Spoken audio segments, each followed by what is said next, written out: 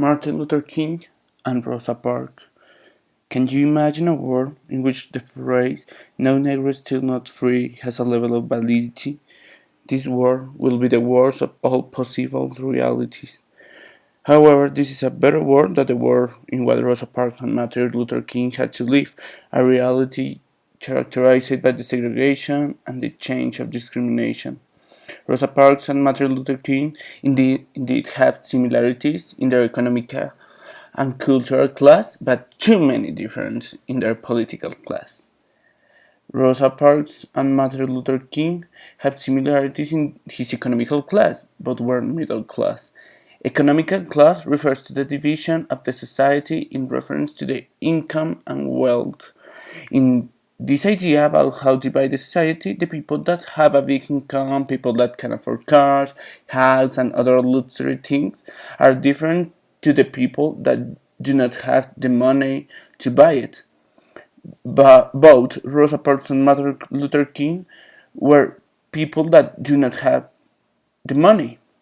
They were to private school, live in the same type of houses, houses with a moderate space, with the basic service.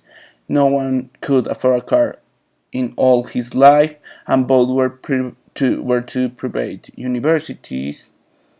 Rosa Parks and Martin Luther King have a life characterized by a little of commodities and never had to ask for anything, but never could buy a luxury things. They were middle class in an economical perspective. Uh, in the same way, Rosa Parks and Martin Luther King have similarities in his cultural class. Both were middle class too, like the economic class.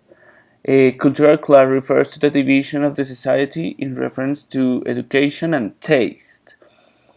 In this division of the society, the people that are sophisticated and have a high level of education is a class totally different of the people that speak in a rude way and have, let's say, poor education.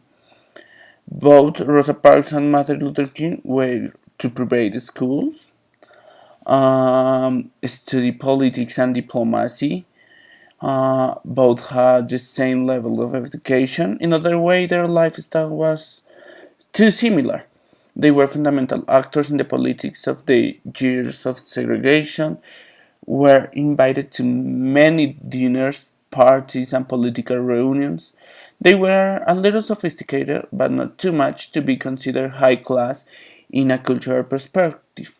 Rosa and Martin have to be considered like middle class in the cultural class because their level of sophistication and high level education. Their lifestyle represent a person with important levels of education, but not enough level of sophistication to be considered high class. In contrast of all of these, Parks and King have a difference in his political class. Rosa was middle class and Martin was high class. Political class refers to the division of the society in reference to power, in reference the power to influence. In this division of the society, the people that can organize the society in order to show the government their ideas is too different to that one that only can organize a small group and influence their form of act. Rosa was fundamental actor in the incident of Montgomery Bus, and with her action she could make a call to all citizens to fight for the rights of black people.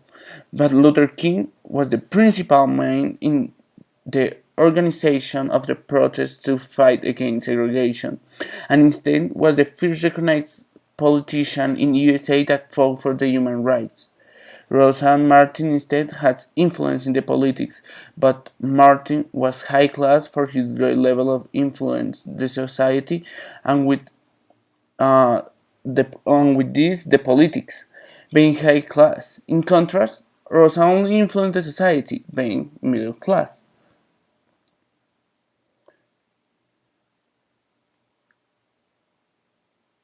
In contrast, both characters fought by the same cause, but with the same level in the economical class and cultural class, with but with a high difference in the political class.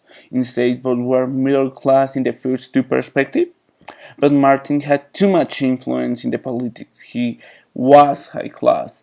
Rose, in another way, has a middle influence, but was the cause of all movement of segregation. She was middle class.